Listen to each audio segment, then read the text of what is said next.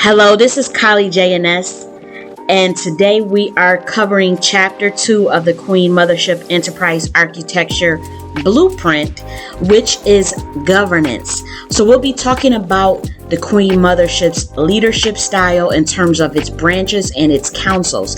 Now, remember last week we covered Part 1 of the Queen Mothership Enterprise Architecture, which was pretty much just giving you the definition, the agenda, the intentions, just giving you pretty much a basic overview of the Queen Mothership. But today we want to focus on the governance. We want to get into the leadership style. Now, we're mainly going to talk about our councils and the Admiral branch. We do have committees within that governance, but we're going to cover the committees in a different chapter because it's based on the different logistics of how to set up the enterprise architecture in terms of the micro city itself. So the governance covers the layout pretty much. So that's why we won't be talking about the specific committees that are used to build up the micro city. We're just talking about the governance branch because you can still have the governance without having to participate in the microcity component of the Queen Mothership. So that is why they are separated for those reasons. But let's get straight into it. Let's go straight into Chapter 2. Let's not waste any time. Okay? So this is for the Black American. So let's begin. The governance of Queen Mothership is based on one man, one woman, and child. Each chapter is to be comprised of two branches. So wherever you're at in the country, whatever city you're in, or if you are on the continent of Africa itself, because I did give some disclaimer about who can start a chapter in Africa, but this is a Black American invention for the Black American, for select few. You know, not every Black American is going to rock with this, and that's completely fine. But this is for Black Americans who want self-determination, who want power, who want autonomy, who values strategy, who values love, who values intellectualism, who values group economics, working together under a matriarchal framework, because many Black American indigenous have grown up in matriarchal tribes, and those of who have the African descent, if they were to study their pre-colonial history and get back into what the dynamics was before slavery and colonization, they would see that many tribes were indeed matriarchal throughout West Africa. And so I did study this framework, and I did look at the breakdown of the framework between the nobility class and the governance, and particularly, and saw, okay, what worked, what didn't work. I studied this framework for about 3 years now. I wrote a book on it 3 years ago. And so now I'm in the stages of developing frameworks for Black Americans. And this one in particularly is done, but it was based on studying melanated people's relation to one another in terms of their governance. And they always had things centered around balance particularly around the divine feminine and divine masculine. So this is not a new concept that I'm doing. This is not new in terms of the Queen Mothership idea of the matriarchy.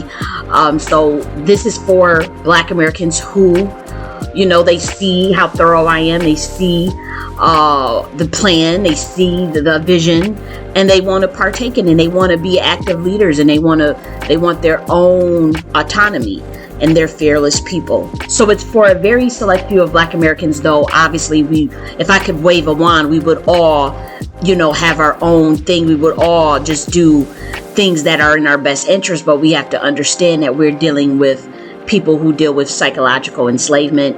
Melanated people globally are under a spell of psychological enslavement still, unfortunately. And many are coming into knowledge, coming into consciousness about who they are, and unveiling levels of consciousness and deprogramming their mind. And we want answers. We want a way. So the best way to do that is to follow a plan of logic, follow a plan of strategy, and follow a plan of our ancestors that is aligned with nature and the laws of electromagnetism and the laws of the universe. It has to be something that is pragmatic, something that is fair, something that makes sense. So if it makes sense, then you do it. So why is the enterprise architecture of the Queen Mothership matriarchal? Because it comes from the mind of a woman. This is something that I developed. Obviously I didn't come up with the idea of a micro city, but we're talking about the actual layout. When we get into the values, the tenets, some of the structures of the construction of the Queen Mothership itself, ideas about land, ideas about conservation, ideas about power, the tenets about power, things that we will focus on in terms of getting this Black American in positions of global rulership, making sure that they're preserved for the next 1,000 years on planet Earth. That is my concern as a Queen Mother. So those ideas come from the mind of me, who is a biological female, who was born female, born a woman. So that is why it is matriarchal in essence, just from the essence of my personality, as well as the nature of my actual biological sex. It dictates that this would be a matriarchal system. When we get into the ideas of our technology framing, our agility framing, our spiritual development, we all talk about that in the Queen Mothership. We have a social fabric that we're going to cover. We're going to cover the social fabric and all of these ideas of, okay, so what does the culture look like?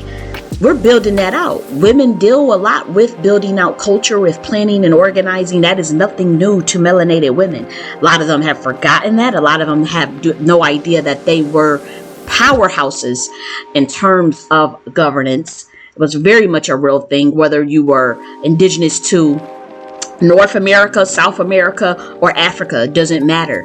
When you look at specific tribes, and obviously specific tribes have their unique culture, their unique logistics, but when we're talking about how many of these tribes share a similarity of being matriarchal, that's pretty dope.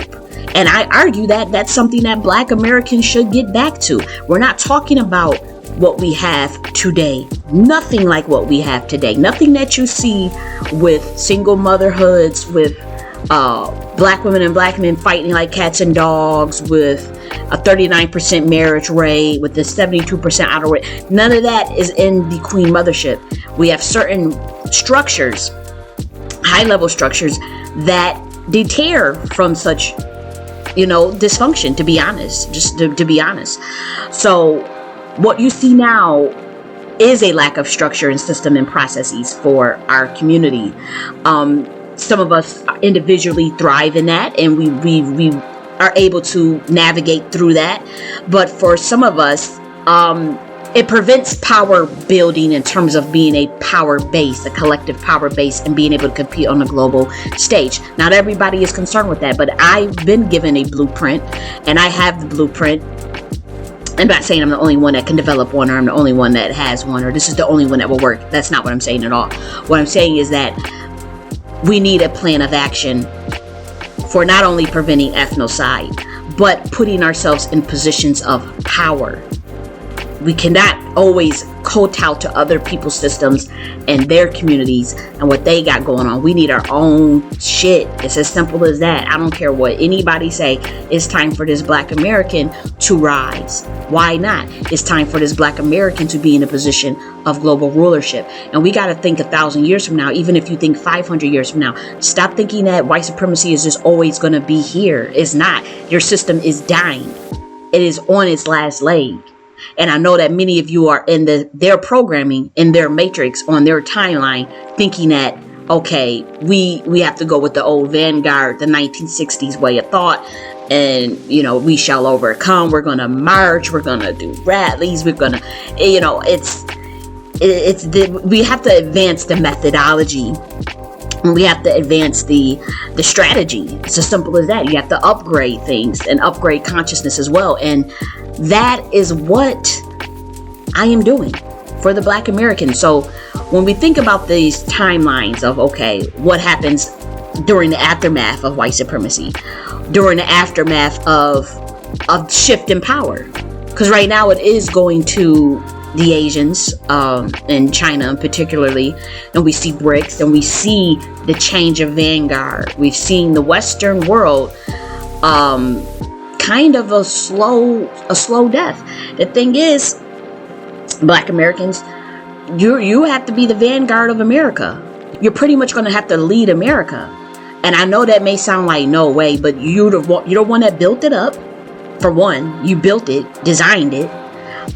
You are critical to the infrastructure of the physical layout, but then the governance, the mechanisms, the machinations. This was all born from the work and the labor and the mind of Black Americans.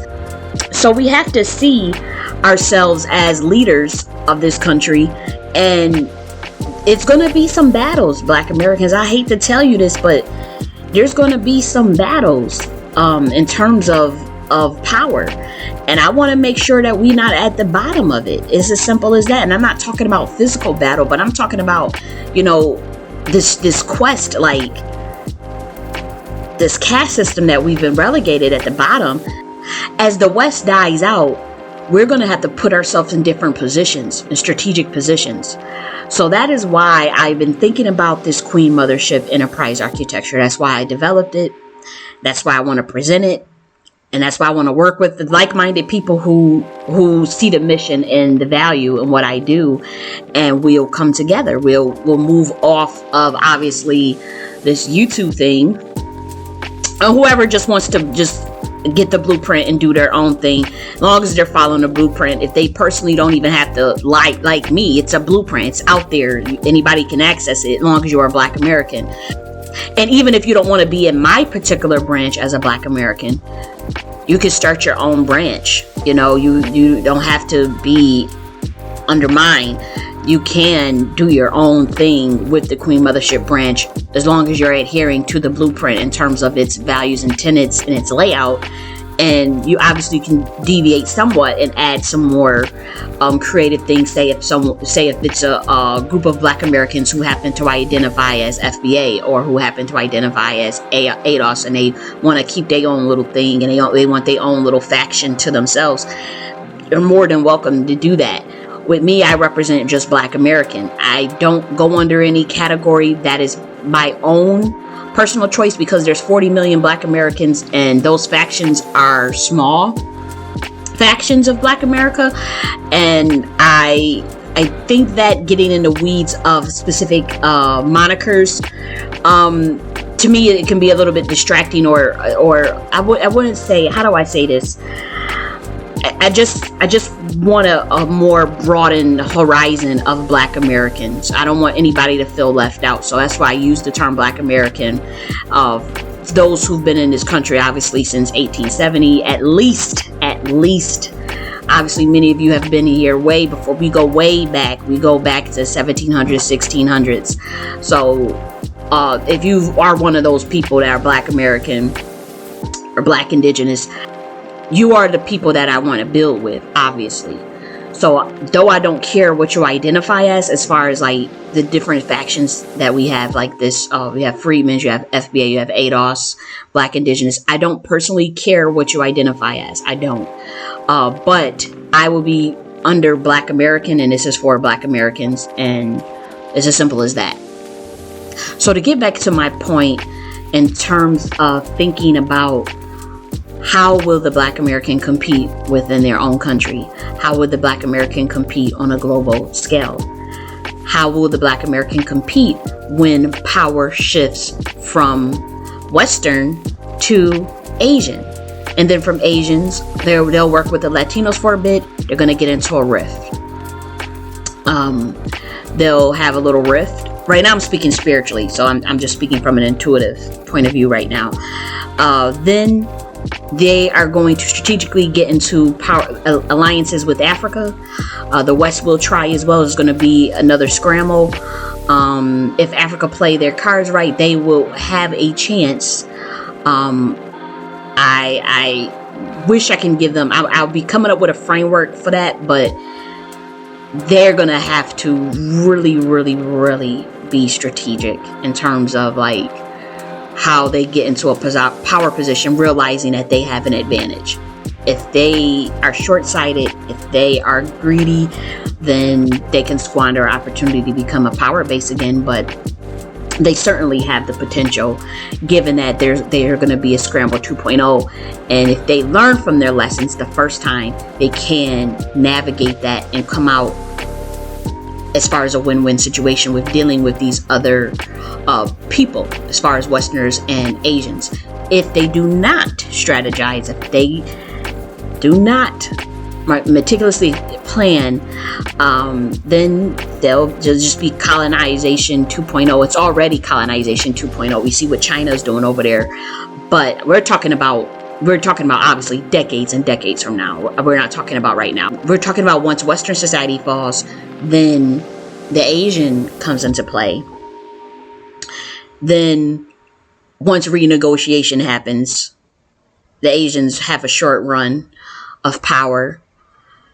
They're going to come to the table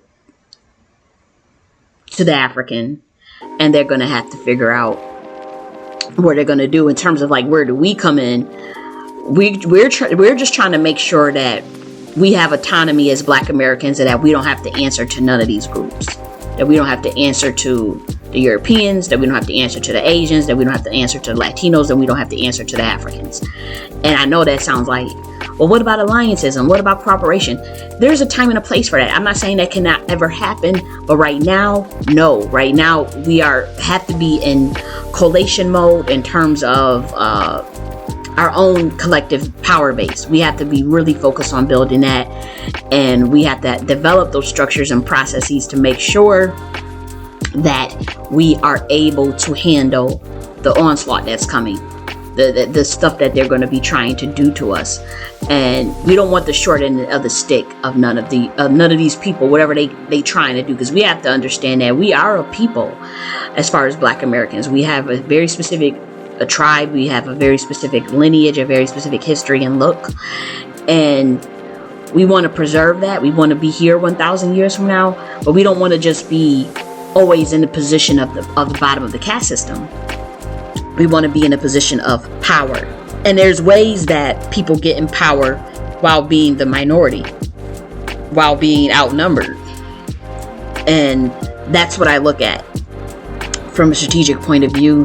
And it starts with finding the right people to build something with, and who are serious.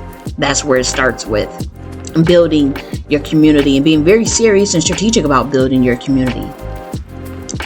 So that is my thought process going into this. If you guys want to know, like, well, what is your thought process? It's really about maintaining power 1,000 years from now. And we're starting that now, so that by the time these other shifts happen, by the time the Western world falls, by the time the Asians get in power, whatever they're going to do, we have a foothold. We have a power base where we can determine our own fate, essentially, where we're self-sufficient, because that self-sufficiency is the key.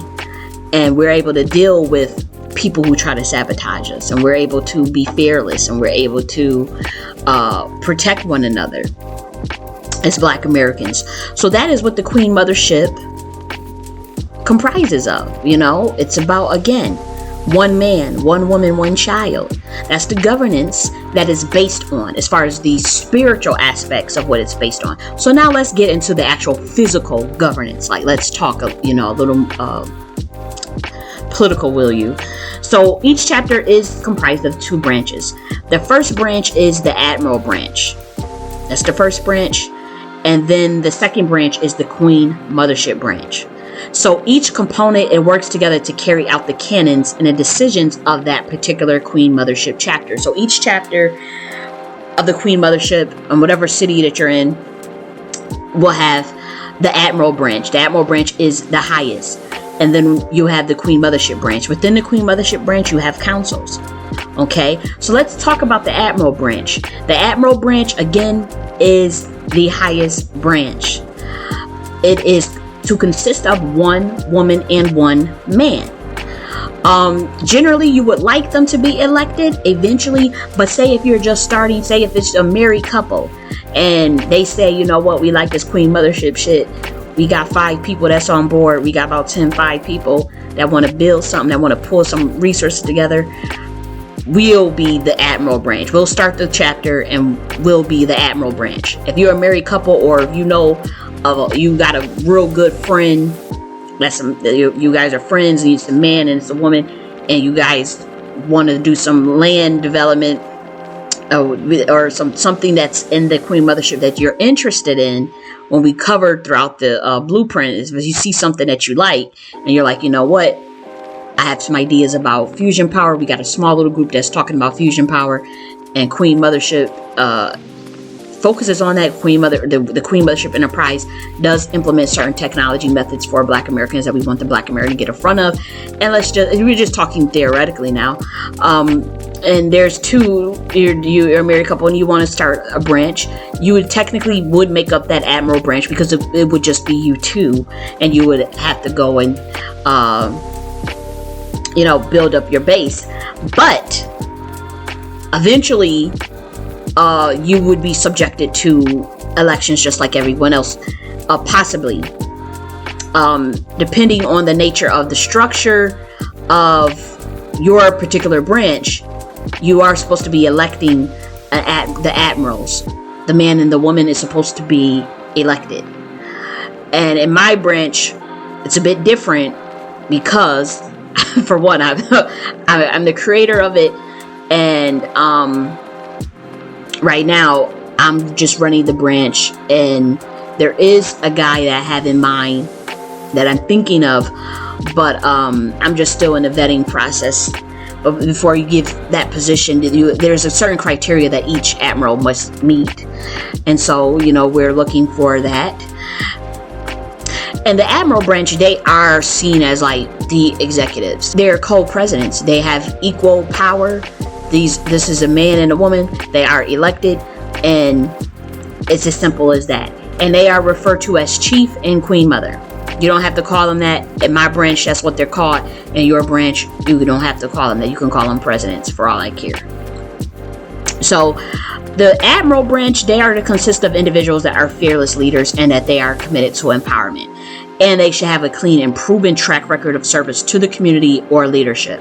So while anybody can step up and say, you know what, I'm going to start my own Queen Mothership branch, and me and my husband, we're going to be the admirals, and we are going to find people, or we already have a group of people, that's fine. However, there are some mechanisms set up in place within this Queen Mothership where you can be vetoed out. It's not like it's a dictator thing. There are some mechanisms within the Queen Mothership branch, within the councils itself, that can vote you out, even if you decide not to hold formal elections. But you got the Council of Formidable Men, and you got the Council of the Queen Mothers. If they feel there's an issue with your leadership, they can systematically remove you. And we'll talk about that as we go on. But the Admiral branch, again, one man, one woman. Admiral branch, if you need time, like say if you're a person out there, wherever you're at, and you need time to find the man as a woman, I will allow that. If you're a woman and you want to start a Queen Mothership chapter wherever you are at, and you're in the processes and of finding people, and you don't have a man to run it with you, that is fine temporarily. I'm thinking of putting a time limit on that though. Like you would have a certain amount of time, like maybe a year, that had to fill that role. I have to think about that. But theoretically, and based on this blueprint, the Admiral branch is to consist of one woman and one man. They do not have to be married. You don't not have to be together. If you're a couple, obviously that may work, but you do not have to be married at all. You can just be a woman and a man. We're just trying to get out the balance of power, because again, this is a matriarchal egalitarian system. So though it's matriarchal, men still have positions of power. Men still have equal positions of power at that. So it's not just a position of leadership, but generally speaking, they have the same amount of power.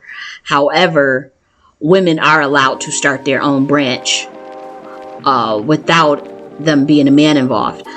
Now, I'll answer the question of what if you can't find a man, or what if you don't? What if you just want to do this, and you have a group of women, and some men in your area particularly don't want to do a Queen Mothership, it's just women that want to do it, then that's fine. That is fine. So now let's talk about the councils. So within the Queen Mothership branch, because remember, you have the Admiral branch, you have the Queen Mothership branch. The Queen Mothership branch lies several councils.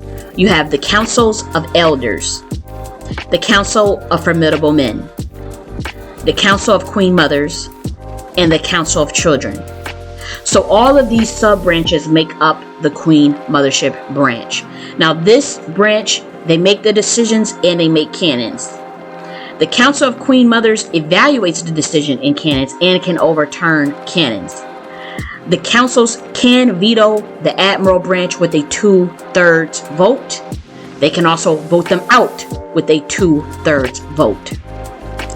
Women and men on the Council of Elders can simultaneously serve on the Formidable Men and Queen Mother Council.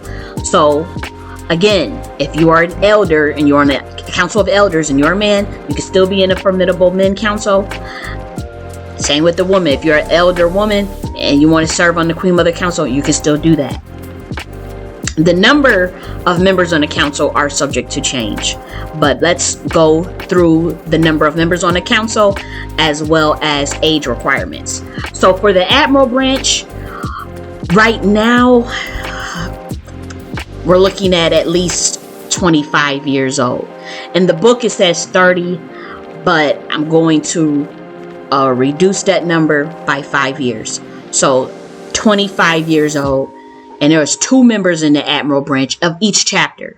So if each chapter, wherever you're at, say if you're in North Carolina, you're in Georgia, you're in Texas, wherever you're at, your Admiral branch needs to have 2 members starting out. If you can't find a man, you'll have a year to fill that position, or you can just be a woman's only Queen Mothership branch if you cannot find men who want to get involved.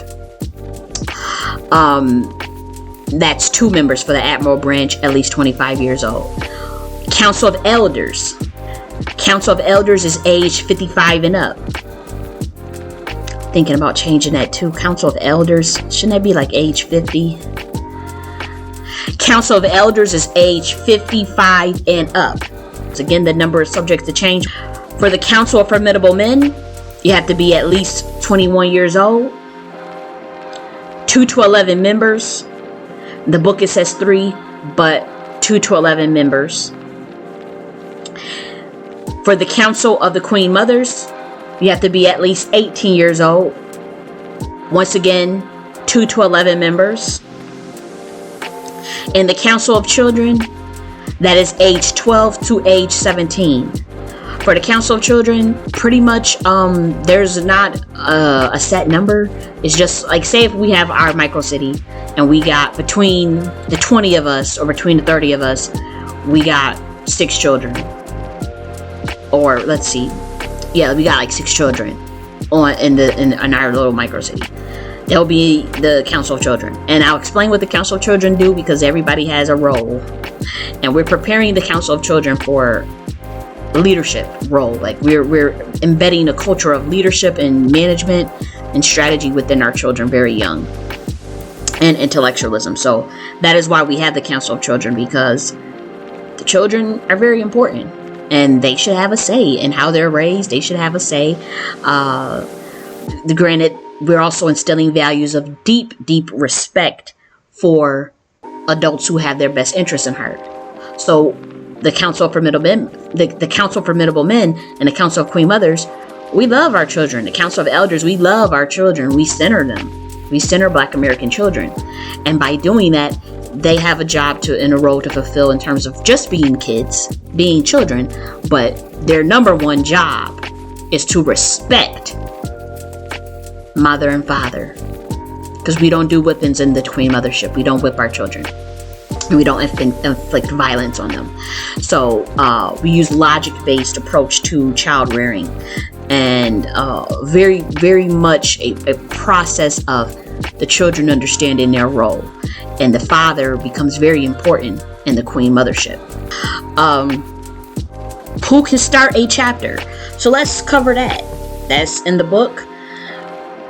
Who can start a chapter? A Black American woman. This Black American woman can identify as Black American, who has been foundational to this country. If they're not calling themselves Black American, but they're under the umbrella of Black America, they can identify as a FBA. They can identify as an ADOS woman, a freedman, a Black Indigenous, or African American. We don't care as long as you're 18 years old. Who else can start a chapter? A Black American man. Black American men can start a Queen Mothership chapter on their own. Once again, they can identify as freedmen, FBA, ADOS, Negro, Black Indigenous, African American, nobody cares. But that Black American man must prioritize Black women and children. Again, this is a matriarchal culture. So, though Black American men can start a Queen Mothership chapter, they have to have the right mindset within our chapter. They have to have the right mindset within the Queen Mothership. So, they have to prioritize Black women and children. So if they're going to start their own chapter, that's just a given. Because the Black American woman is prioritizing women and children and men. So we're requiring a Black American man who starts the Queen Mothership to prioritize women and children. Who else? A copper-colored Black American.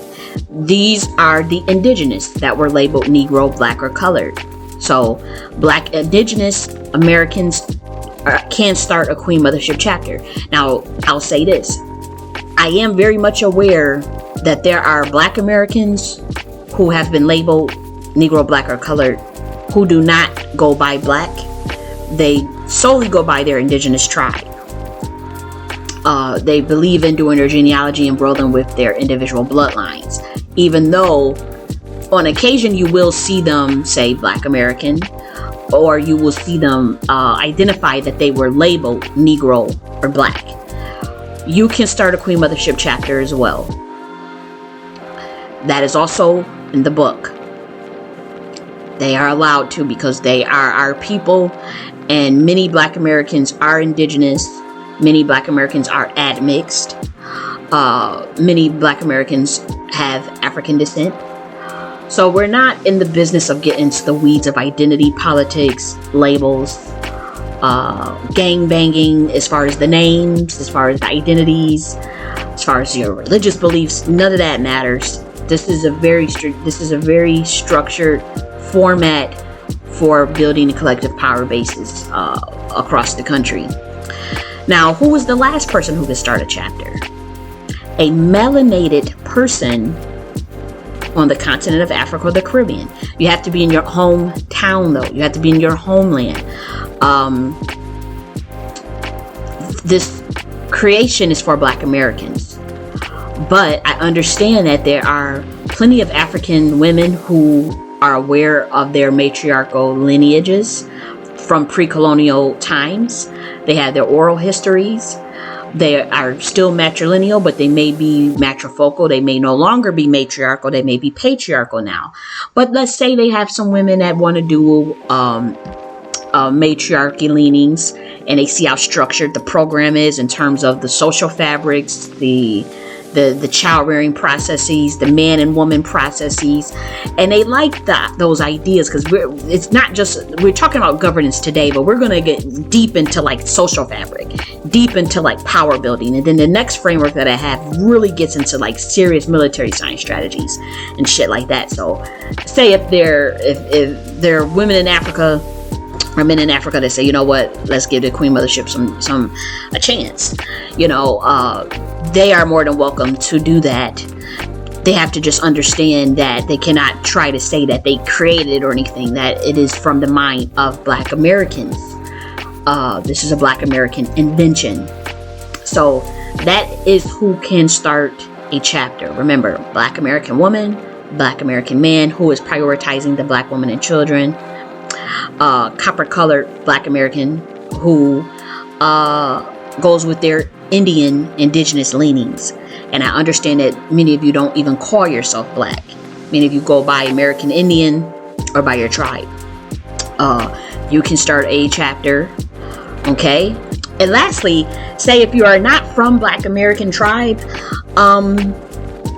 you have to understand that the rules of engagement for the Queen Mothership is to be set forth by Black Americans for other melanated people. And I know that may sound like, well, why don't we have a say? This is a Black American invention. Okay, so when the diaspora, when you in your homelands, you have to be in your homeland. When you use the Queen Mothership blueprint, you are learning from Black Americans. And what we're trying to do with the Black American is get them in global positions of leadership as melanated people, And it's as simple as that. So let's talk about the machinations of the chapters itself. Like, what are the various models that one can use when they're starting the Queen Mothership chapter? You can start a chapter solely for Black Americans. You can make it exclusively for Black Americans in your particular chapter. In your particular chapter, you can make it exclusively Black American within the sub-faction. So by that, we're saying, like, say if it's just ADOS, they just want ADOS. FBAs, they just want all FBAs. You gotta be a FBA. You can have it where it's just all Freemans. You can do it that way. Me personally, I do not do my branch that way. Mine's is Black Americans, and I do not care who you identify as long as you rocking with me, because I have a very specific framework in mind and a very structured way that I will be running this, and I just don't have time to be focused on identity politics in terms of the name banging. I just don't have energy to focus that on. So I don't care what you call yourself, as long as you're Black American. You have to be that, and I don't care if you are indigenous. You are welcome here as well. If you're Black indigenous, I prefer Black Americans who have that open mind. I prefer universal Black Americans who just don't give a damn and want to build. They not into that name banging. They just want to build, and they want something for their damn self. And when we talk about build, we're talking about communities that we can benefit from. So it's not just like, oh, what are you building? You're building just to build. No, we're building shit that we will benefit from for years to come. We want to have something that we benefit from, something that we can enjoy. Think of utopias. Now, there is no such thing as the perfect society, but we will get as close to a utopia as possible, because we want Black Americans to have their own neighborhoods where they thriving in. We have community gardens, we have food co-ops, we have our own systems of economy. We are self-sufficient. So those people, as long as you want that, and as long as you are open-minded in terms of identity as far as being a Black American, then with my particular branch, I don't care what you identify as. So another various model, though, is for those who are exclusively, indigenous. That is possible. If you are exclusively Black indigenous, you can have your own model for the Queen Mothership, just like the ADOS and the Freemans and the FBAs can. You can also have it where, again, it's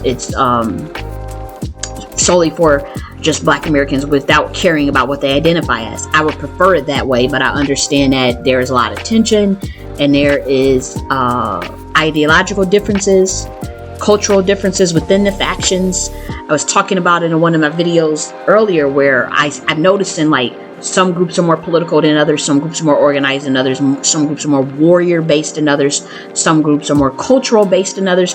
And we're talking about within Black America, like within Black American lineage. And I honor that, and I understand that, and it's just like, okay, it is what it is.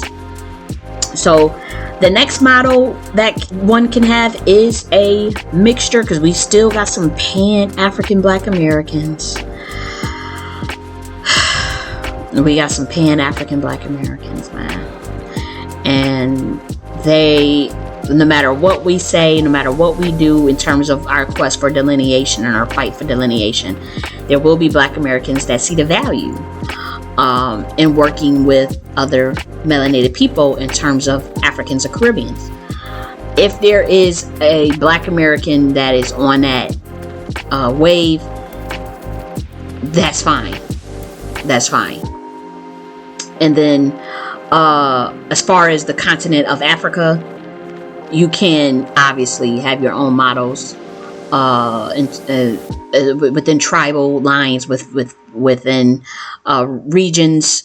That is fine as well. So that is the models, the various models. But the most important model is the one I will be talking about, is the one that I'll be running, that is solely for Black Americans.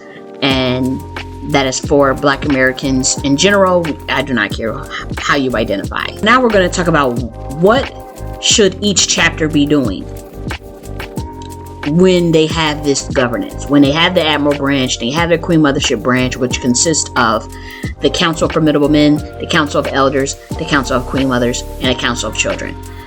What should they be doing? They should be prioritizing grassroots organizing eventually. Then get into building up resources and capital to start these micro cities. So by encouraging the local communities to come together, you may have to do some recruiting efforts. Hopefully not. This can be something real small. You don't need hundreds of people. You don't need even 100 people to start a chapter. You could start very small with 20 people, 10 people. You would be coming together and taking ownership of your own development which creates a strong foundation for progress. And what we're trying to do is foster that economic opportunity and increase access to self-determination. So other things that each chapter should be doing is building an autonomous urban village or microcity. That is one of the main goals of this Queen Mothership. The next one is obviously practicing group economics. The next one is practicing marriage and proper child rearing. And there's blueprints for all this stuff. There's a chapter we're going to just cover our economics. We're going to cover our social fabric. We're going to cover our child rearing, our culture. We'll cover all of that. The next one is embracing their heritage and culture. And then the last one is making love. Now I know that's like, why do you got that in there? Like, making love, where did that come from? We're raising a vibration of consciousness of the Black American through mind, body, and soul. So your state of the way you approach everything, the way you approach life, has to be from a vibration of the higher self. So we're wanting to make sure that Black Americans are not only seeing themselves as global leaders, seeing themselves as a special people, but they're seeing themselves as conduits of love, and they're loving on one another. So making love and sexuality is very important. That's why we have the Center for Sexual Health and Family Planning. The Center for Sexual Health and Family Planning is for Black Americans because we emphasize a strong family unit. We emphasize very strong family units. We emphasize fatherhood and motherhood. And the family planning aspect of that is making love under a certain covenant, under a certain vibration, to produce Black American children. So it's all strategic. It's all laid out. We'll get into the details of this. Remember, this chapter is only focusing on governance. So now we're going to go into chapter 3, and we're going to cover, what do the Queen Mothership branches do? How are they chosen? Okay, so let's go into the Queen Mothership Council. So I'm just going to read it verbatim to you. So the powerful females of the Queen Mothership profoundly impact the council and leadership of the tribe. Now we're talking about Black Americans. From leading successful negotiations, so the Queen Mothership the Queen Mothership Council, which is women. This is Black women, Black American women, listen up. You are in control of leading successful negotiations with neighboring tribes or nations. So with other chapters, you may be leading successful negotiations even within your local authorities when it comes to, the negotiations around land, negotiations around irrigation, water collection. The women, you're going to be planning a lot of that. We're going to have some things for the men too. We'll get with the men. But Black women, you are tasked with planning a lot of that stuff out, ensuring equitable access to resources. So your job is planning and negotiations and ensuring equitable access to resources. You're also instrumental in maintaining and creating cultural structures. So a lot of it will be dealing with children, child rearing, education. You will be dealing with a lot of the education structures in terms of homeschool. And we have a university. We're going to be building that up. In my particular branch, will be focusing on using that university for homeschool, community-based scholarships. So we're going to switch the elements of how you run a university to MOOC-based. So it'll be MOOC-based, but it'll also be homeschool based and community based. So we're doing a lot of community based scholarships. So we're taking the university from this idea of higher education for those who are 18 and up and putting it in a very village based like concept. And I'll be teaching how to do that, and I'll be running mine like that. And Black American women, that is what you'll be expected to do. Another thing that you'll be integral in is establishing laws and guidelines. So establishing canons, specifically. You'll be prioritizing justice. So you'll be on the judicial boards. You'll also be a part of the Queen Mothership Patrol. You'll be ensuring fairness. You also have a big role in peacekeeping activities. Within the chapter, within the Queen Mothership Patrol, which is communal policing, and all of that is critical components of the governance. So you are mediators. So and this is all in the book. The women on the council, they act as mediators in times of contention between members of the specific tribe or the specific chapter, and you are expected to show impartiality and wisdom and knowledge. In addition to promoting cooperative behavior among the members, this is what you are to do as women. You are also, again, you're disseminating information about customs, values, and skills, cooking, and other essential aspects of life, as well as education is very important, Black women. So when we give you this blueprint and you're like, okay, well, why am I in charge of educating the children and coming up with the cultural stuff? It's going to be very important for our community to have our own educators. It's also going to be important for women to determine customs, values, and skills. And culture. We have to determine that culture. Okay, so you contribute to enriching the tribe's culture. You're in charge of developing languages. We're going to be doing some pictograph languages again. We're going to be communicating as Black Americans in ideograms and pictographs. Like, we're going to be inventing our own version of fucking hieroglyphics. Yes, we are. I'm already thinking of shit, and it's so we can communicate. Okay, so Black women, you do have to have a deep understanding of your own history, your pre-colonial history as well, whether you're indigenous or you're African descent. You're going to have to know that your tribes were matriarchal. You're going to have to know the history of the matriarchy, the history of Black Americans and death, our culture, our inventions. You're going to have to know the basics of outlining certain educational bases, and I'll teach you guys all of that. I'll teach you processes. I'll develop that. I'm one person, but I already have some things in mind, and I've written out lots of things over the years that most people don't know about because I am new and because I just started my journey with coming to the public with this stuff. So a lot of this material, believe it or not, is already developed. Even like when we talk about like the university and the MOOC, that stuff is already developed online. The community center, community-based scholarships, it's already developed. We just need bodies now, So as far as let's talk about the judicial affairs, because the Queen Mothers govern judicial affairs, meaning that no wrongdoing can escape their notice and justice is always served. You do act as advisors and you can make decisions.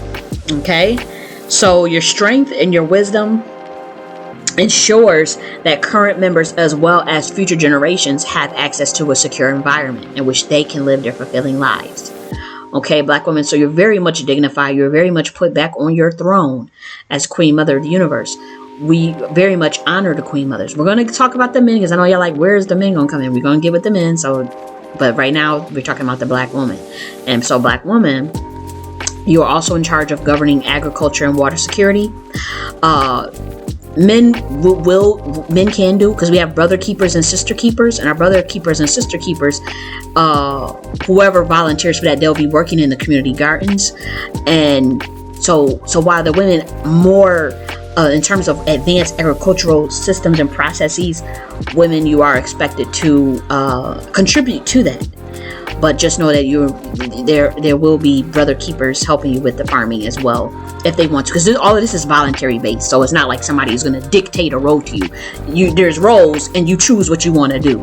If you don't want to be a brother keeper and working in agriculture, you can work in our technology section. You can contribute to the patrol section, the defense. We got education. We still have to run it. You have shamanism, medicine. So it depends on what skill you have. It's about your skill and your passions, because passion is very important. So whatever, if you don't want to, as a woman, if you don't like none of these roles, and like you don't want to be on judicial affairs, you don't want to teach children, you don't want to deal with children, you want to do some architecture. You're an architect. You want to come up with schematics for land building. You can do that as a woman. No one will take that away from you at all. Say you don't want to have children at all, and you child free and single by choice, and that's your business. There's still space for the Queen Mothership. If you don't want to deal with cooking, you don't have to. There's other roles. If you're a technology whiz and you develop some ideas about antimatter or some shit, we need you. We need your mind. So this is voluntary based, but the Queen Mothership Council, you got to remember, this is the Queen Mothership Council. So not every woman is going to be on the Queen Mothership Council. So you can do your own thing within the micro city and still have your own position, still have your own desires and passions, while not ever having to serve on the Queen Mothership Council. But whoever serves on this Queen Mothership Council, they are controlling the agriculture and water security, ensuring that there's enough food and water for everyone to survive.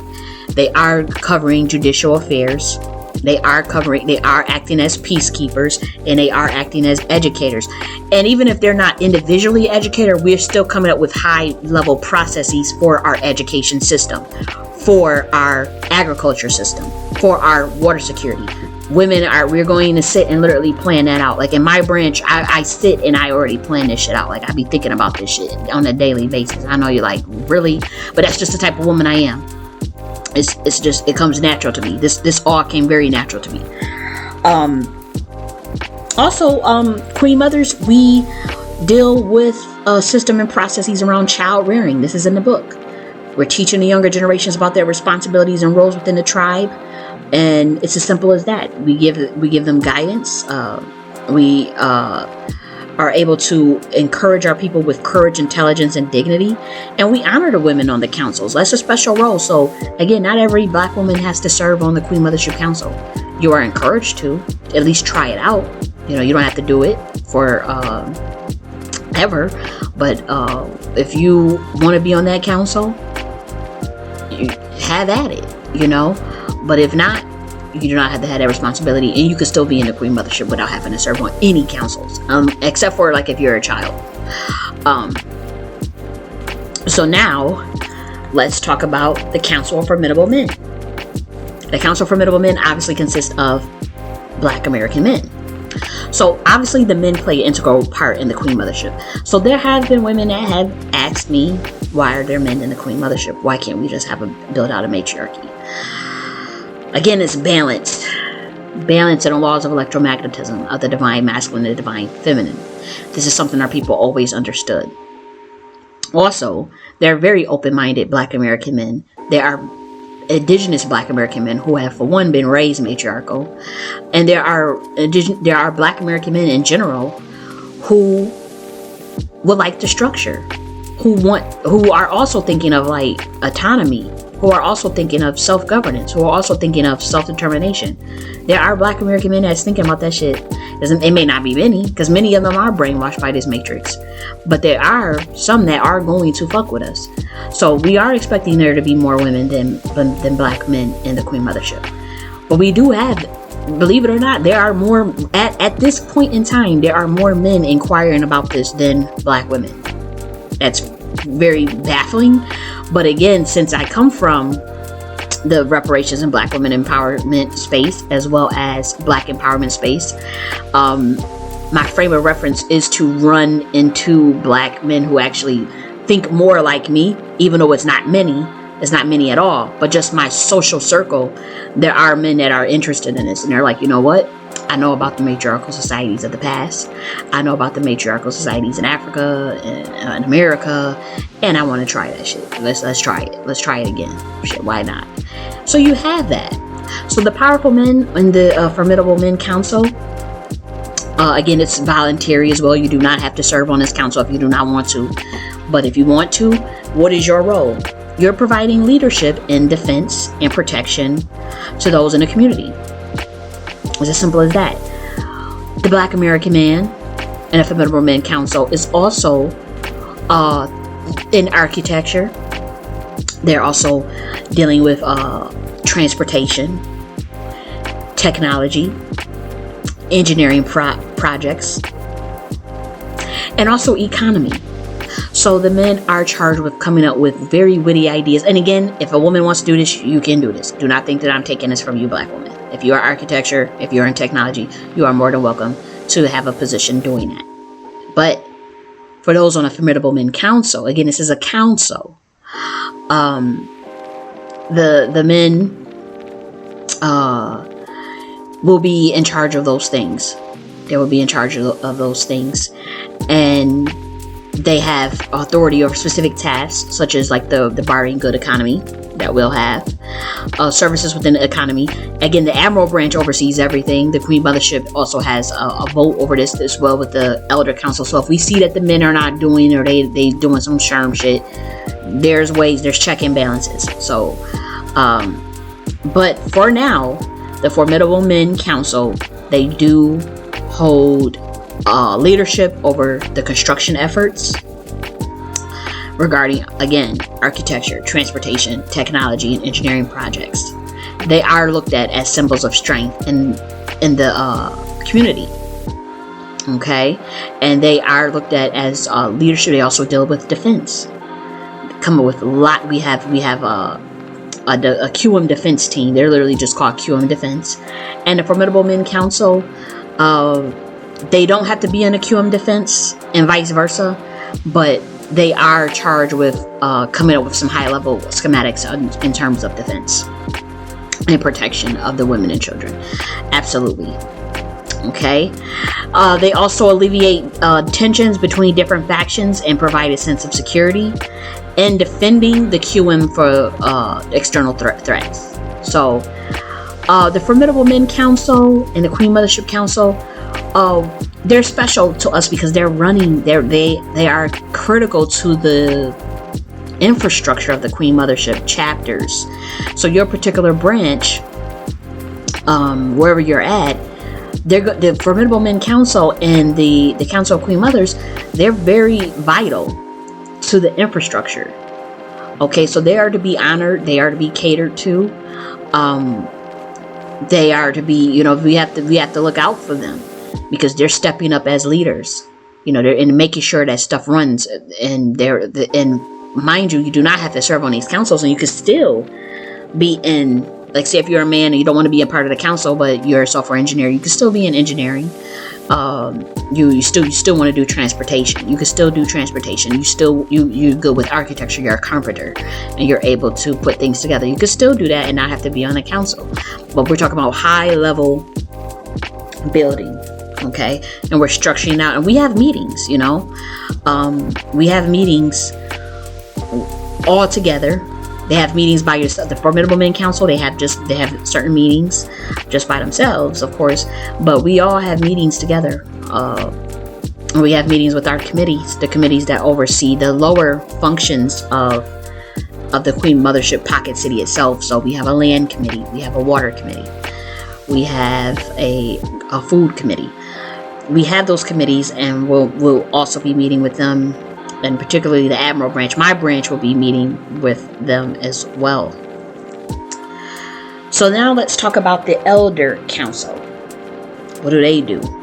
So the Council of Elders play a pivotal role in maintaining the sanctity and order within the community. So this council, they're made up of respected older community members with a wealth of knowledge and experience that can be shared with others. And the primary purpose of this council is to provide advice, guidance, and insight into complex matters that arise within the community. You do have to have a considerable amount of experience, in leadership to be on the Elder Council. And they are tasked with ensuring laws and regulations are followed. They keep traditions alive and well respected. So say there's a breakout between a Formidable Men Council and the Council of Queen Mothership.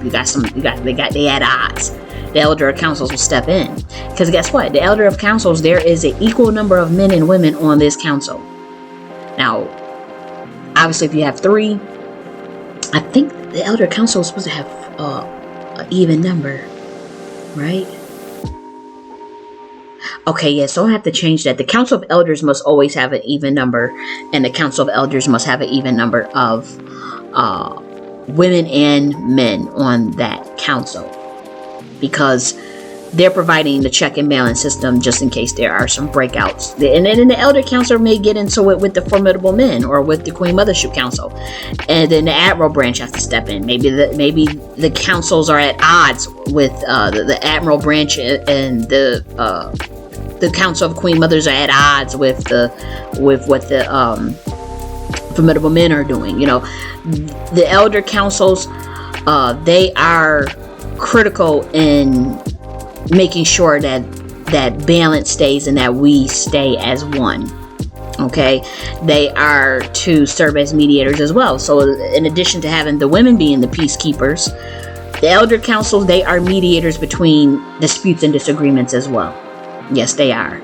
And they are looked to for ensuring order, customs, values, ensuring the community's well-being. So they do manage the day-to-day activities, again, providing guidance on new initiatives. So they'll be, again, we will prefer the elder councils to have backgrounds in business, background in technology, background, like just have, whatever field you're in, just be of your older age and use your experience for building up your own community. Okay, and again, there must be an equal number of men and women on this council, so I have to change that in the blueprint, and I need to go with a set of 3 to 11 members. It needs to be even number of men and women on this council. That's what it says in the book. So then we cannot have an odd number. So we're looking at what, 4 to 12 members, but even numbers. 2. Let's do two, just because just is new, and if you can't find 4, maybe you can only find 2. So 2 man and woman at the least for this elder council. So that is their role. So now we're going to talk about the Council of Children. The Council of Children, this is essential in creating a strong and sustainable leadership model in our community. Okay, so it consists of ages 12 to 17, young people dedicated to developing positive relationships with adults, communicating their needs, opinions, and ideas, and they're advocating for children's rights. Children have rights. This is what the Dark Goddess has told me. This is what the Primordial Mothers communicated to me. Like, our children have rights. You know, and the council should, they can't run amok now. Because the number one rule for the Council of Children is respect for mother and father. Because we don't give whooping. We do other discipline. We have other disciplines. But we're not going to be telling you the children 5 or 10 times to listen, and they don't listen, and they not doing what they're supposed to do.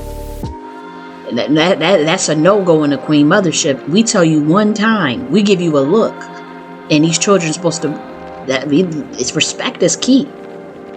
So all this, you know, I be hearing black people talking about they got to whoop their children and all that. No, there's no whooping, because what we say the first time, when we're telling you, the children, to do something that's in their best interest, they are expected to listen one time, especially to their fathers.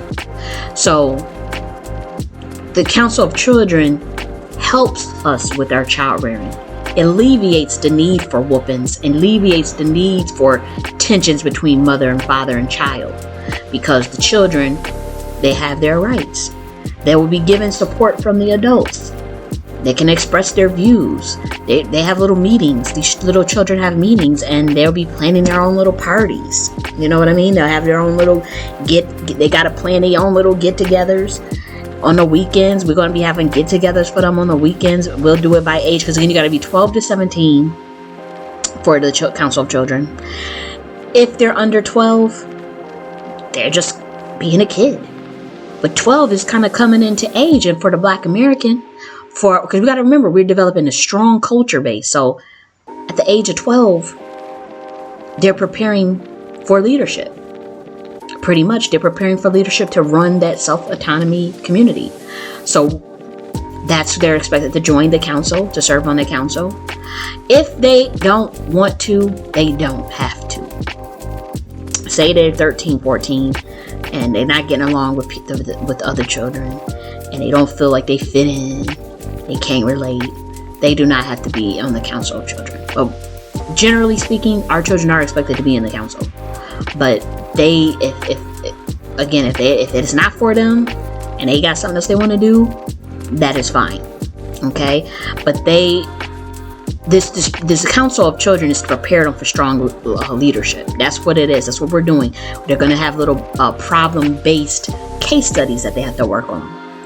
Little problem-based case studies. We're going to be getting them into technology very young. Nanotechnology, AI. Don't have little robot competitions and stuff. These are the things that we're going to do with our Black American children. Okay? Long-term positive community changes. This is serious. This is serious high-level nation building. And now we have that Council of Children. So now let's discuss how to elect Admiral members. And I'm just going to read this verbatim. Okay? So first and foremost, prospective admirals. Remember, that's the branch, the Admiral branch. Remember, there's two branches: Queen Mothership branch, Admiral branch. So now we're talking about the Admiral branch, was the executive branch. One man, one woman. Or remember, if you are just not starting, you can do this just as a woman, and you can do this just as a man as well. So you must have 3 to 5 years of experience leading or managing an enterprise, project, or institution. It's as simple as that. 3 to 5 years,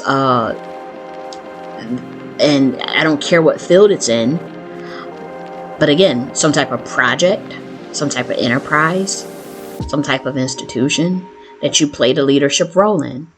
It could be anything. It can be anything. You can be of the working class and do this. You can be of the professional class and do this. Leading or managing, some type of experience. If you were a manager at Walmart or manager wherever you're at, that's management. That means you're qualified. But you have to have 3 to 5 years. And that's a prospective admiral position. And again, this is very it's not stringent. I don't want you guys to think like, oh, I don't have 3 to 5 years leading a project. If you're a nonprofit and you did something with children, that's still leadership. Like, it can be anything. Don't think that it's just certain fields. You know, you have to have business background or something like that. I mean, that would be good. But for the prospective admirals, just some experience leading and management. It's as simple as that. And I think that's common sense, because that is the highest branch. That's the executive branch. You need to know how to do that. You got a blueprint in front of you. Like, I've mapped out the blueprint as much as I could. But at the same time, your skill set, your personality, who you are, if you're starting this chapter and you're the admiral branch, it's still going to be your own little style. Your own look. So you have to have some experience. You have to have some good leadership. Can't be a narcissist. Got to be self-reflective and introspective. And that goes for me. As a leader, I told you guys, one of the things that I'm willing to do is, for one, serve my community, but also be very introspective and reflective of my own actions and behaviors at all times. If I find that I offend my community, I have to self-reflect. Think about what I did and work on my behavior. I can be very, very flippant. You know, I have very little patience for bullshit. I cannot stand bullshit. I don't have patience. I have to work on patience. I also think very fast. I process information extremely fast. So I hate slow stuff. You know, I can't stand, like, if people that surround me, you know, that everything that I listen to or watch has to be, you know how you could change the speed of things that you're watching and things that you're listening to. I never watch things at the normal speed. It's too slow. I can't, it aggravates me. I have no patience. So I have to work on my patience as a leader. And I listen to everything at 1.5 speed. Literally, I had to put it on 1.5. Even if you hear the way I talk very fast. sometimes. Right now I'm going slow consciously, but people who know me personally always constantly slow down, because my brain processes stuff extremely fast, and I can't stand slow motion thinking. I enjoy people who can do that, and because it's something I don't have, and it's something I admire. But as a leader, you have to have that patience. You have to understand not everybody at the same level. Not everybody's going to get it after the first time. And my thing is, that's what I have to work on. So you want to be reflective. You want to be introspective. If you're going in this Admiral branch, that's the number one thing. Introspective, reflective, willing to learn at all times, seeking out wisdom, gaining experience, never thinking that you know it all. And believe it or not, as much as people may call me a know-it-all, the one thing that I know in life is constantly gain that wisdom, constantly be in a space of learning, constantly take the steps to gain more information. Don't ever think that you got it all figured out. That's what I tell myself every day. You don't have this all figured out. Every day is a step towards progress and growth, personal growth and personal development. And my personal development is very important to me as a leader. So I would ask that anybody who steps up to be an admiral, male or female, that you embody those qualities of constant learning, wisdom, knowledge, introspection and reflection, and patience. And that is what I will be doing as well. Okay? Just be able to lead teams and effectively manage resources to achieve desired outcomes. As a chief architect of the Queen Mothership,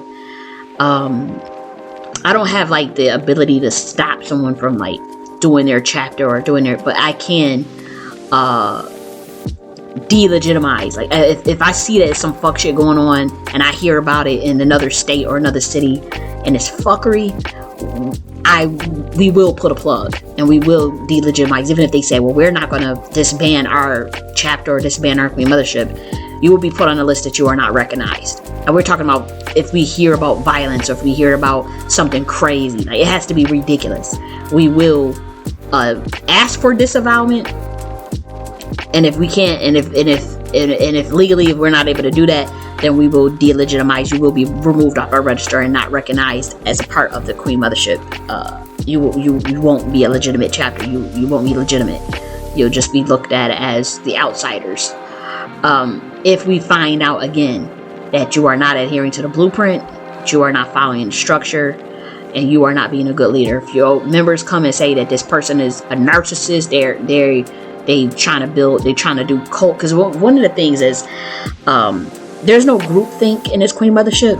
Everything is voluntary, everything is optional, and you don't have to believe and follow what I say and do, or what I believe you must believe, or no, hell no, none of that in the Queen Mothership. You just don't have. One of the things that we teach humans is to never externalize your power. For one, don't externalize your power to anything. Value logic and critical thinking, and only take suggestions. I can only give suggestions. You follow or you don't. Everything is a suggestion with me. Now I understand the power of delegation. When we have to get shit done, I understand delegating. But in terms of trying to control what someone thinks and control what someone believes, that is unfair to me.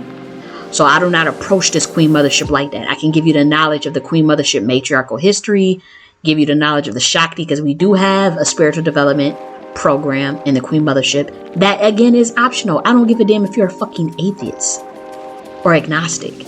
You can be in this Queen Mothership.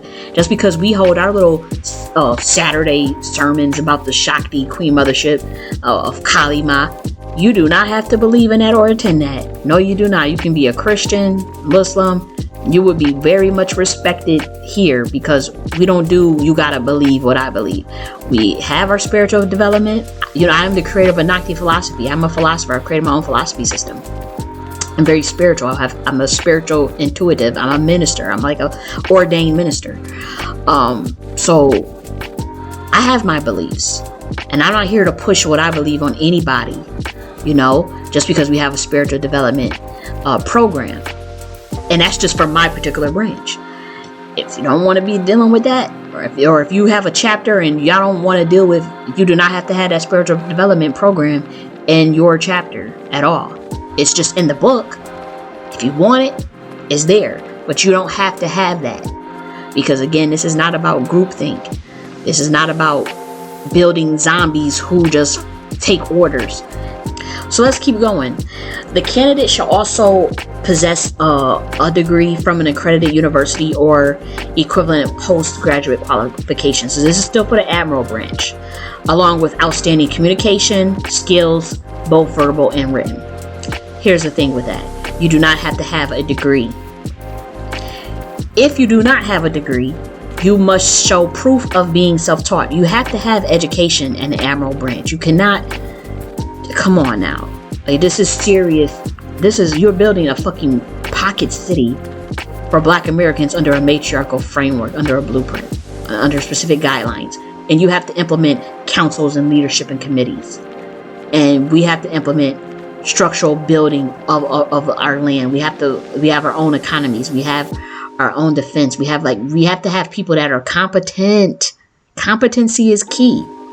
So no, you don't have to have a degree from an accredited university, even though it says that in the book. It literally says this in the book. If you do not have a degree, you have to show proof of being self-taught. And how do you show proof of being self-taught? Through your experiences, through your positions that you hold right now as leaders in your profession. That's being self-taught. Having a body of work that you can point to proves that you're self-taught. Some type of body of work that you can point to and say, this is what I have done, or this is what I have did. I have started this, and this is proof that I am self-taught, that I can run.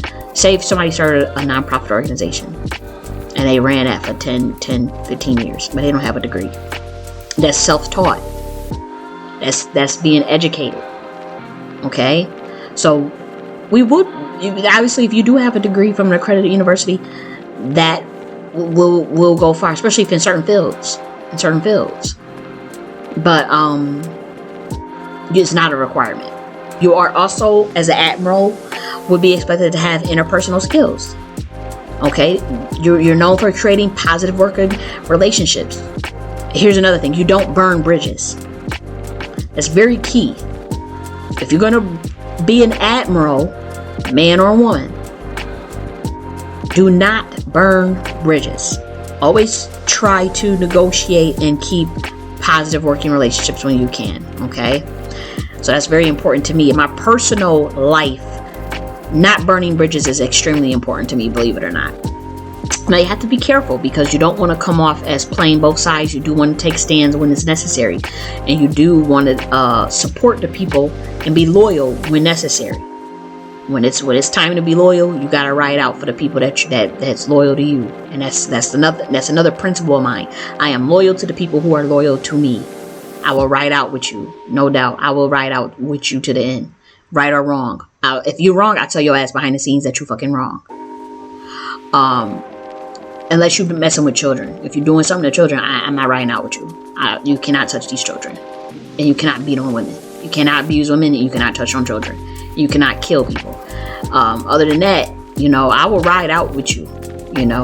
If you're loyal to me, and the relationship is positive and beneficial to both of us, yeah. But I do not like burning bridges. That's just the type of leadership that I am. That's just the type of leader that I am. If I can develop prominent relationships with people from different factions, that's what I would do. And keep peace, that's what I would do.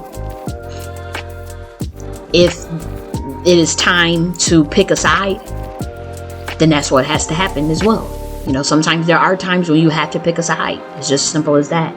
And though that's not necessarily my personality, I understand the importance of it, though.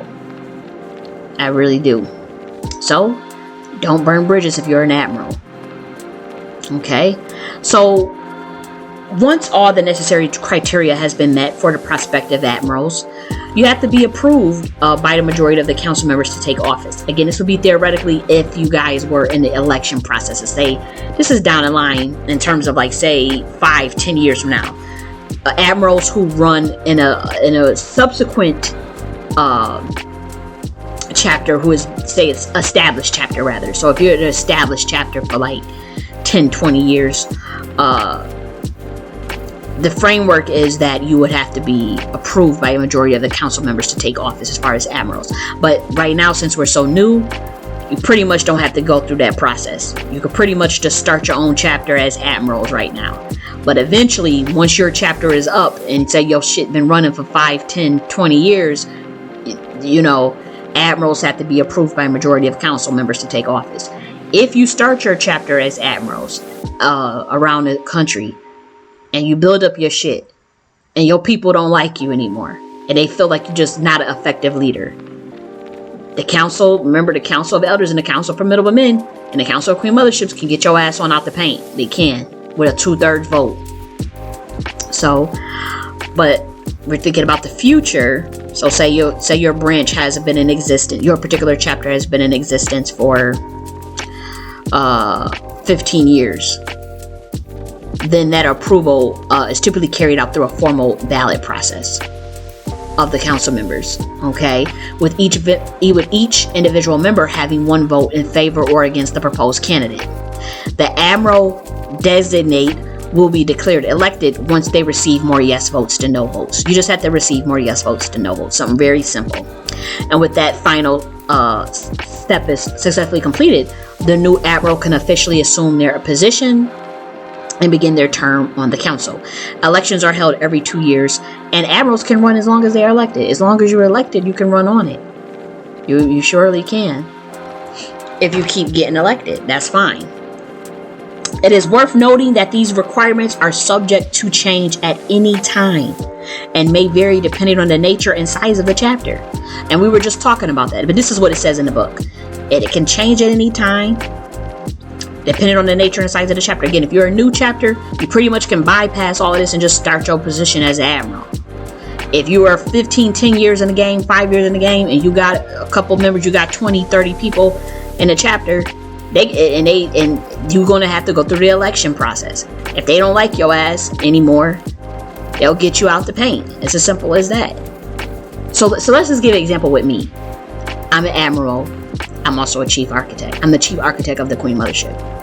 So let's say they don't want me to be admiral anymore.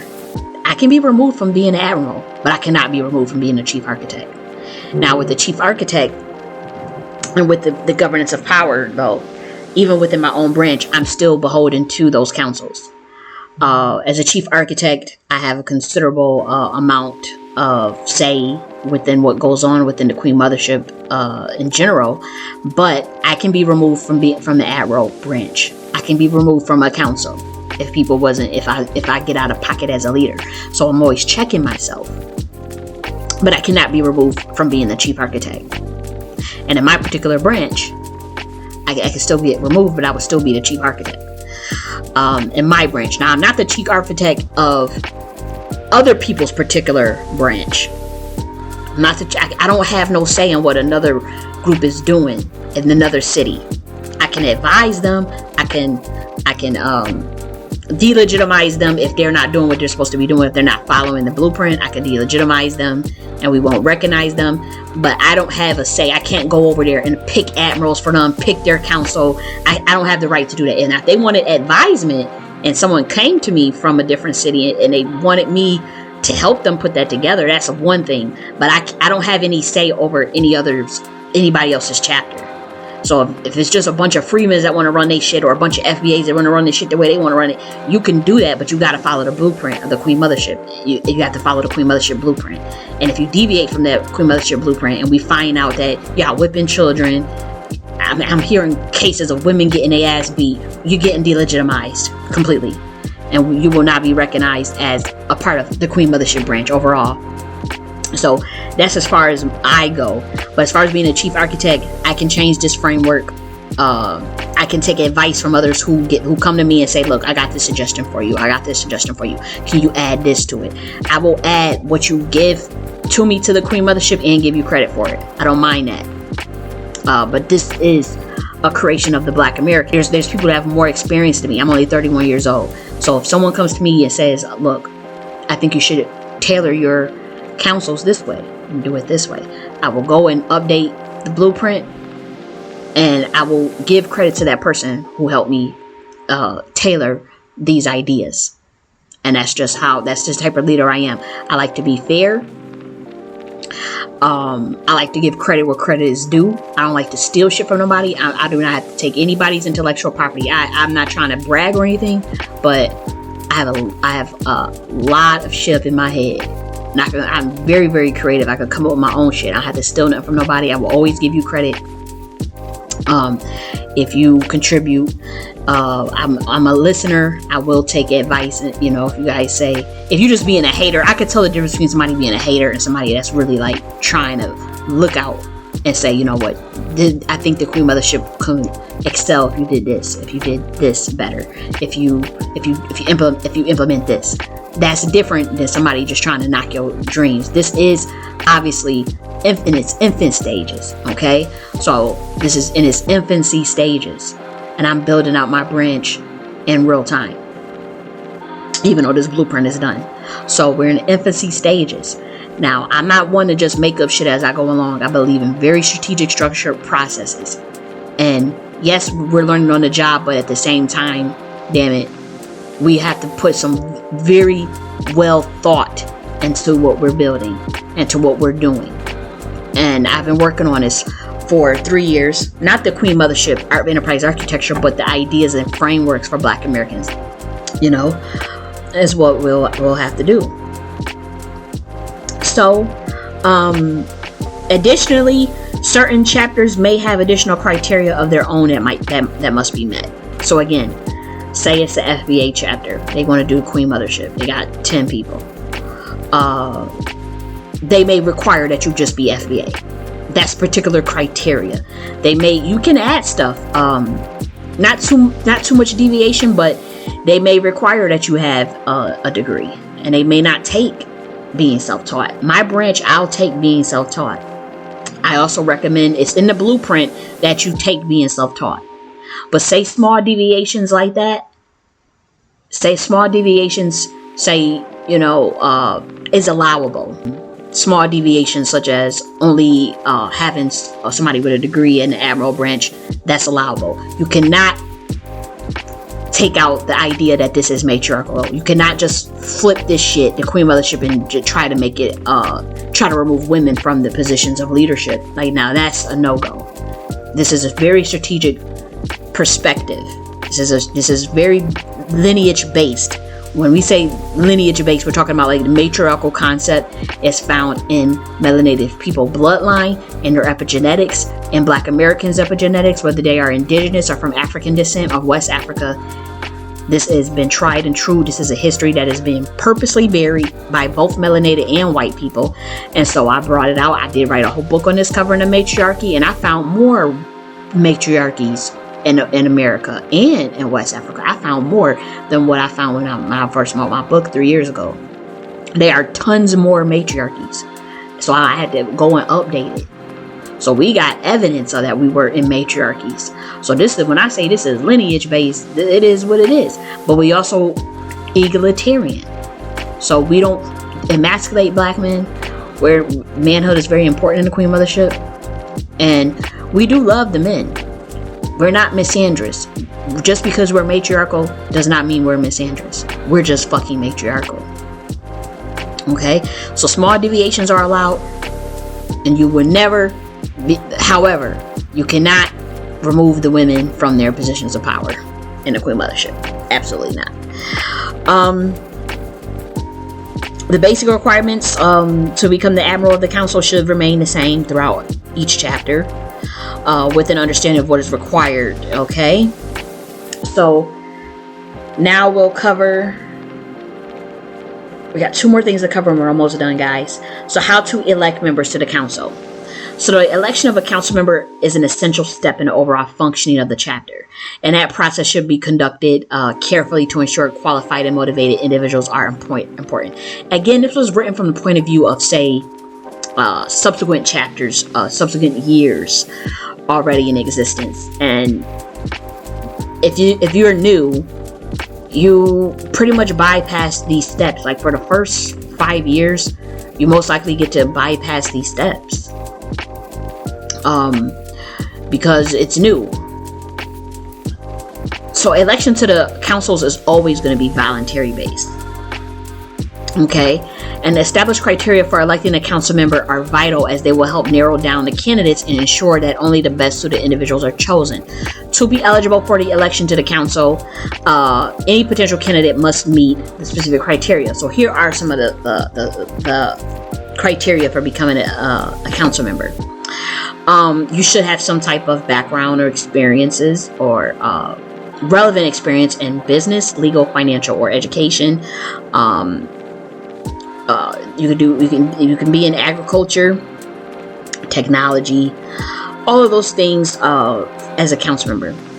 So there is some deviation with here. You can deviate with the field.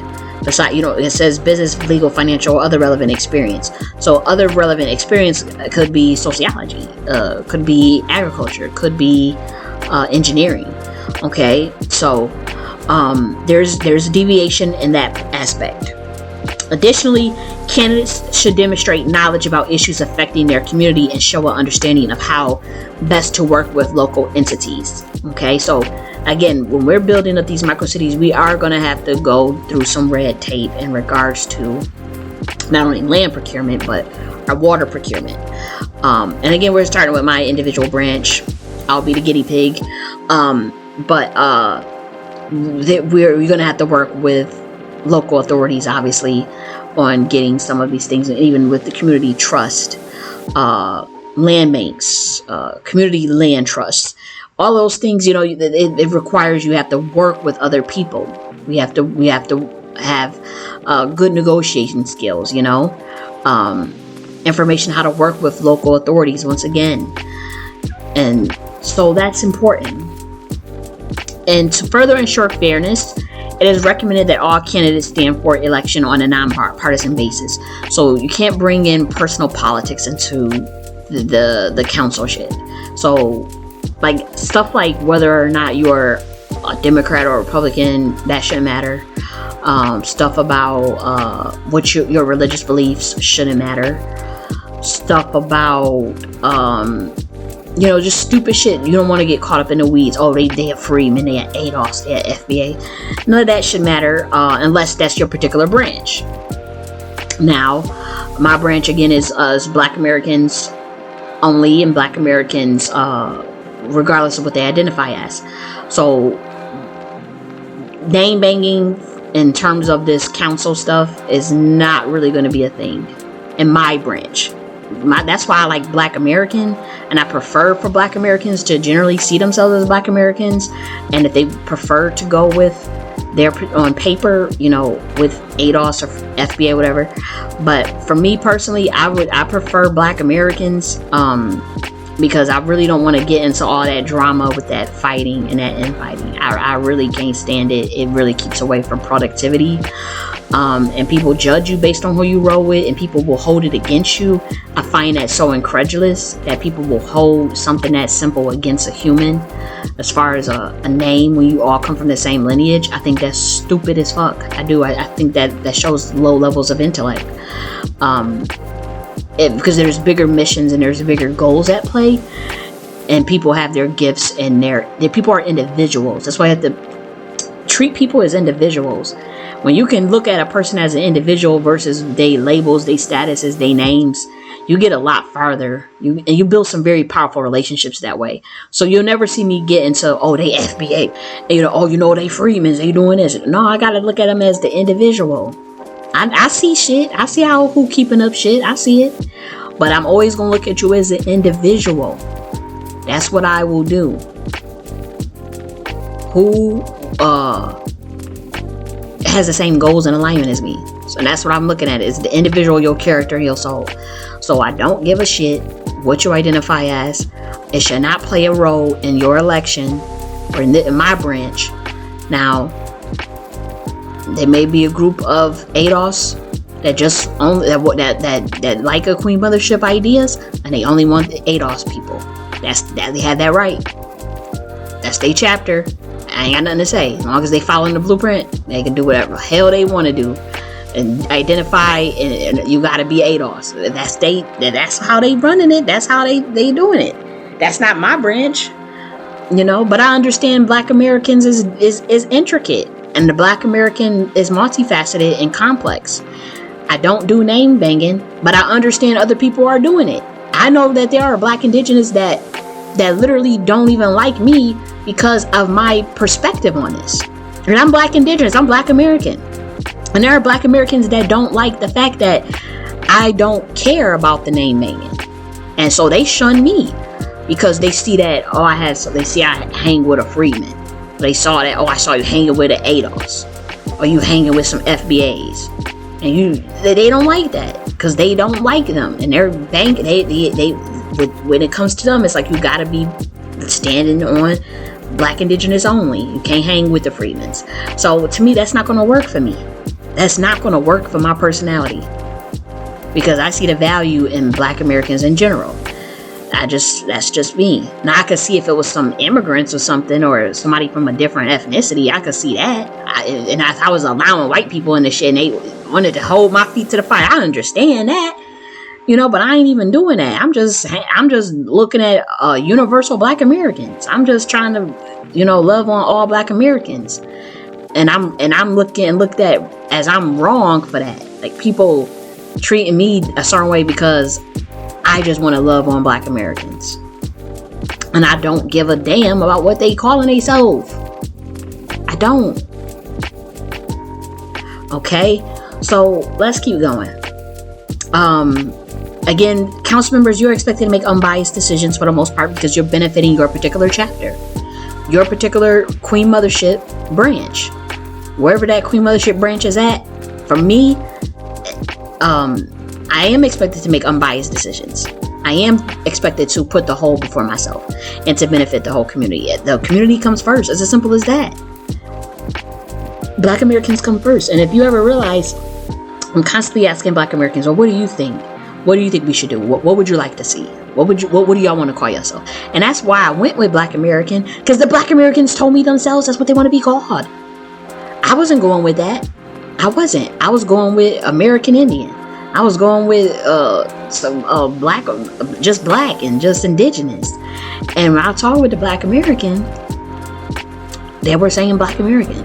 At first I was like, you know what? I was considering Freedman. I'm not going to lie. I was like, you know what? I like that Freedman stuff. I like what you're doing. I didn't like certain characters. I don't like certain characters. I feel like some of them have very poor leadership in that Freedman stuff. Some of them are very toxic. And it's as simple as that. They know who they are. But I was considering in Freeman identity. I was like, you know what? That's cool. So I was trying to find some Freemans in my genealogy. I didn't find any Freemans in my genealogy. So that was kind of like, okay. The status thing. Let me look into that. I wasn't getting any clarity whether or not there was white Freemans or Black Freemans. There was some confusion about that, so it made me a little uneasy. It wasn't the deal breaker though. The deal breaker was talking to Black Americans themselves, and I'm saying that they want to be called Black American. That was the number one thing. And then the next thing was the some of the toxic leadership, because I'm Indigenous. Oh, I'm getting caught pretending and all this stuff like fucking Freeman's. Like, I'm not dealing with that disrespect. Y'all out of pocket for that. Y'all out of pocket. Y'all started a lot of fucking drama. Y'all did. So I said, well, I won't be going with American Freeman or Freemans, but I did enjoy learning about it. I really was like, you know what? They did a lot of work, and if it's a status thing, that's something that I will look into. But it didn't pan out that way. But if I was to consider it anything, it would have been Freedman or FBA. And again, talking with Black Americans, everyday Black Americans, they didn't know nothing about all this shit. The average, it's 40 million of us. The average Black American don't know nothing about fucking Freemans, ADOS, FBA. They know a little bit. They might have heard it in passing, but for the most part, Black Americans are rocking with the term Black American. And it's just as simple as that. And that, to me, speaks values, because it's about what the people want. It's what they want to call themselves. So to me, I respect it. You got to respect the people. My leadership style is to respect the people. And sometimes they can kind of be somewhat annoying, because sometimes you can see that you have a better idea, or you might be a little too ahead of your time, but or you could see how something could be damaging. But again, I personally find that the best leadership styles is one in which you see it as service to the community, and one in which you listen to the people. There's wisdom in crowds, and there's wisdom in listening to what people themselves say. Now, there are times where, the community can be wrong on something, and I will say that. Sometimes there's things where I think the black community, there's groupthink. They're not thinking critically, so sometimes you do have to make an executive decision as a leader. You do. You have to say, you know what, I'm implementing this, but for the most part, my leadership style has always been facilitative. I'm a facilitative leader. So that means that I'm always asking Black Americans, what are your thoughts? What are your opinions? What would you like to do? What would you like to see? What do you want to do? And I'll take that in consideration, add on to it, mesh it out, and let's implement it. That's just me. That's just my leadership style. And when it comes to going with Black American, that is where that came from. Listening to them, understanding their perspective, even if I didn't agree with everything. I didn't agree with everything the Black American was telling me, but I still listened, and I said, you know what? I prefer to go with the term Black American, and I wanted to redefine it, which I think we successfully did, because getting it redefined was very important, because the government put Black as a racial group from Africa, and I thought that was very problematic, obviously. So hopefully we can get that redefined, and Black American is a good term, because it's the definition. And if you can change the definition, just like they changed the definition of African American, change the definition of Black American to mean just us, then I'm good. I don't have no problems with it. I can rock with that for the next 27 years, according to the OMB. With the OMB thing that we were dealing with, and now that drama with the OMB, Lord have mercy. Yeah. So, what's the next one? Okay, so we have criminal records. How do we deal with criminal records? A criminal record may disqualify an individual from serving on the council. Obviously, that depends on the nature of the past offensive. It just depends on the nature of what the hell it was, and jurisdiction in which they are running. In my branch, we do background checks. Eventually, you're on an honor system. You're on a honor system, but just a criminal background check. We don't care about your credit, or trying to get in your finance, or trying to get in your business and shit like that. Whatever is the least evasive, because I don't like evasive stuff. I've had people come to me and literally try to ask for my social security number to join the organizations, ask for social security numbers, ask to sign NDAs, ask to sign fucking weird ass contracts, and give them my ID, for them to go and do not just ID, but give them fucking my social security number, and then have a no perpetuity clause where they can. It's pretty much like there was nothing in the contract that will stop them from being able to monitor. It literally said in the contract, at any time we can just go and run background checks. And I just thought that was fucking strange. And I'm like, so I don't ever want to make anybody feel that way, because I remember wanting to actually just do the work and actually be involved in my community. And I remember feeling like, that's evasive as fuck, and I don't even know you. That's fucking evasive, and I'm not getting paid. It's free. So I'm never going to do that to somebody. So for my branch, you're on an honor system. It's best to just be honest. If you have a criminal record, it's best to be honest, because stuff like that. I think you can look up criminal stuff. I think anybody can get access to that. Anyways, obviously we just need to see ID. Just to see ID, and that's pretty much it for my branch. And that's it. And you're on the honor system. If you have been obviously small little petty stuff, we're not going to shoplifting, or you got caught doing something, you got caught doing some sex work or something. Nobody's going to care about that. But or even distributing marijuana or something, nobody cares about that. I mean, I personally don't. But if it comes to embezzlement, serious fraud, especially fraud of the black community. That's a no-go. Touching children and beating on women. Sorry, that disqualifies you. Beating women's asses and shit like that. No, we ain't dealing with that. So, but if it's other little stuff, you got caught with some weed, you got caught with a pipe or something, and you clean and you do it, and you turned your life around, and that's your past, and the past is behind us, and shit. And if you got your shit together and you did something when you was 18 or some shit, like, but you changed your life. You've been a construction worker for the last 20 years. Ain't nobody gonna hold no, you know what I mean? So it's better to just be honest. You're on an honest honor system. As simple as that. So that's as much as other branches, they may have something different. Another chapter may have something different in terms of how they deal with criminal records. But what I advise as the chief architect is to look at someone's ID, make sure they have an ID if they're joining, and put them on the honor system.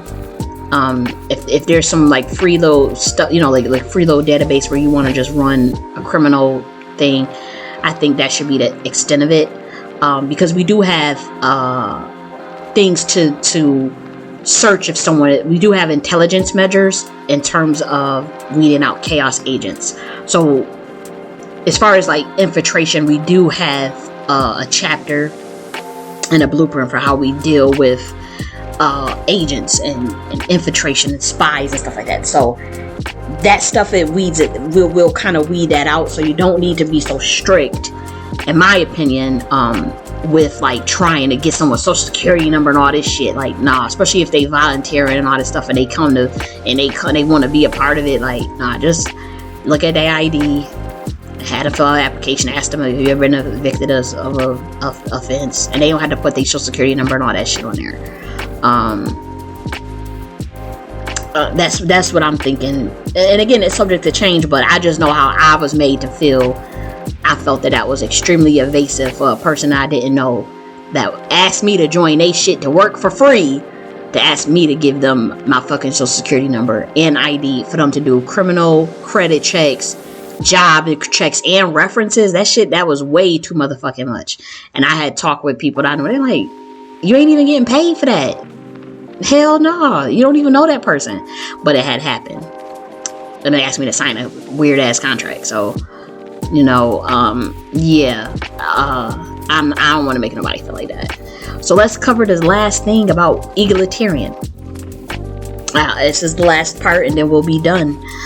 So egalitarian. So in an egalitarian society, men and women are seen as equal regarding their rights, responsibilities, and opportunities. This type of society is founded upon a belief that everyone should have access to the same resources and benefits regardless of gender. In such a system, men and women share tasks equally within a family structure, with neither assuming more responsibility than the other. Additionally, education and employment opportunities should be open to both genders equally, and it is. We have some roles with the councils, but again, it's all optional. And if a woman is on the council and they don't want to deal with none of this stuff, they want to do architecture, they can. So egalitarian society strive for social justice through the greater representation of women in leadership positions. This ensures that decisions made at all levels are based on voices from all of our perspective rather than male-centric ones, because we're not a patriarchy. It also enables more equitable access to economic resources, which can help reduce and eliminate gender-related poverty and economic disparities. Furthermore, it can promote better general health care for both genders regarding reproductive health services. So overall, an egalitarian society provides a greater sense of equity between the sexes and creates a platform for greater gender equality in all aspects of life. This can benefit both men and women by creating more balanced power dynamics between them and opening up possibilities for further advancement across all areas. Therefore, it is clear that the presence of an egalitarian society is key to achieving true gender equality on a broader scale. Ultimately, an egalitarian society is a foundation for a more equal and fair world where men and women can access the same resources and participate meaningfully in all aspects of life. So that's pretty much that, we're a matriarchal egalitarian society.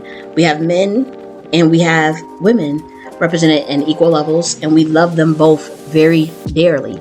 In the Queen Mothership, manhood is not shunned, masculinity is not shunned in the Queen Mothership, and neither is femininity and womanhood. And we are matriarchal based on our history, but we got a lot of love for each other. So that is the governance system. That is the governance of the Queen Mothership. Next, we'll be covering, let me hurry up because I gotta make sure I don't go over the 2-hour mark, guys.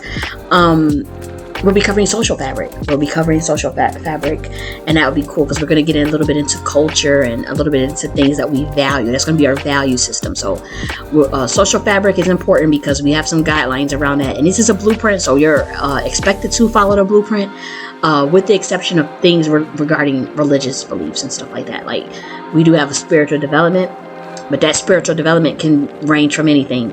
Minds have a particular look, but spiritual development engagement is totally optional. So social fabric is going to consist of our education and intellectualism, defense, all of those things. So we're going to cover that, and that is it for today. This is chapter 2 and chapter 3 of the Queen Mothership Enterprise Architecture Blueprint.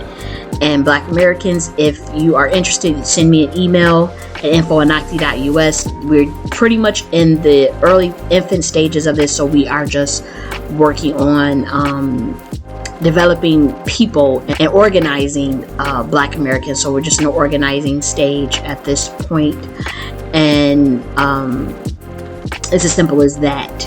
So I will talk to you guys later, and I love you, and talk to you later. Bye.